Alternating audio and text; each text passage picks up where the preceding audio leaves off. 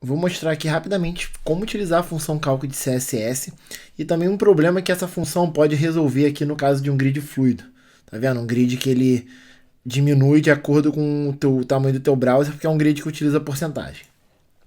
Primeiro, é uma função muito simples, você pode utilizar ela sempre que tiver qualquer número. Por exemplo, aqui 60, eu posso colocar calc, aí você abre os parênteses aqui, e você pode colocar vezes 20, tá vendo? Aí já pegou aqui e criou, vezes 20. Posso colocar vezes 2, posso mudar aqui para 30, posso somar mais 20 pixels, posso somar com outras unidades também, mais 2em, tá vendo? Então é uma função muito boa, porque você pode misturar unidades. Isso é a principal coisa que deixa essa função tão boa. Porque cálculos simples você não vai precisar delas, aí tu faz na mão vezes 2, não precisa ficar utilizando ela aqui. Aqui, como é uma margem fixa, a gente não precisa mexer nela. Mas vamos aqui.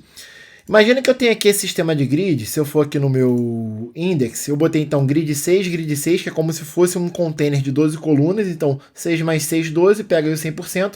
E no caso de 3 colunas seguidas, seria grid 4, 4 e 4. Então são 3 colunas. E eu quero adicionar uma margem aqui para eles.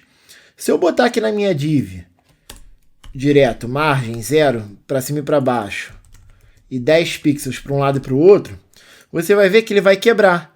Por quê? Porque no caso, o div 6 ele tem 50%.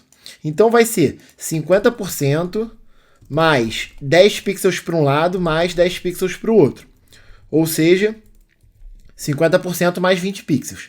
E no outro item aqui vai ser a mesma coisa, 50% mais 20 pixels. Então no final fica o quê? 100% mais 40 pixels. E 100% mais 40 pixels não cabem dentro de um container, porque ele estoura o tamanho do container. E acaba que o elemento que está flutuando aqui do lado cai para baixo. Mesma coisa aqui com os outros elementos também, olha. No grid 4, ele consegue comportar até 2 elementos, tá vendo? E depois o terceiro também não vai comportar aqui, porque é 33.33 mais 20 pixels em cada um deles. E vai cair. E aí, como que você consegue acertar isso com o calc? Como eu disse, a gente pode misturar valores. Então eu posso vir aqui no width e botar calc menos 20 pixels, que no caso é 10 pixels para cada lado.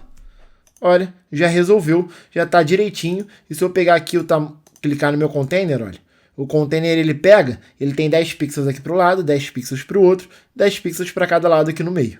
Tá vendo? Então fica perfeito aqui com 50%. E aqui eu posso fazer também nesse, calc menos 20 pixels.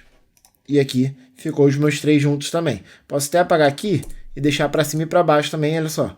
Criou os caminhos aqui certinho. E por que a gente não utiliza porcentagem? André, por que você não coloca o width de, sei lá, 46%? 46%.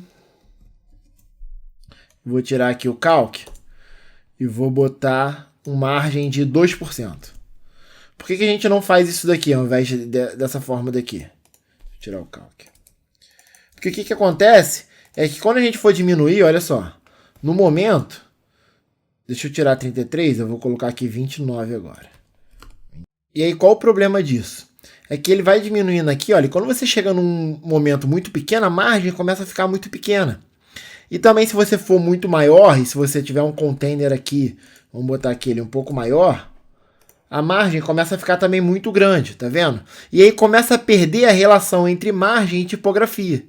E você não quer isso, entendeu? Você quer uma margem geralmente mais fixa ou uma margem em EM, que vai mudar de acordo com a tipografia do teu site.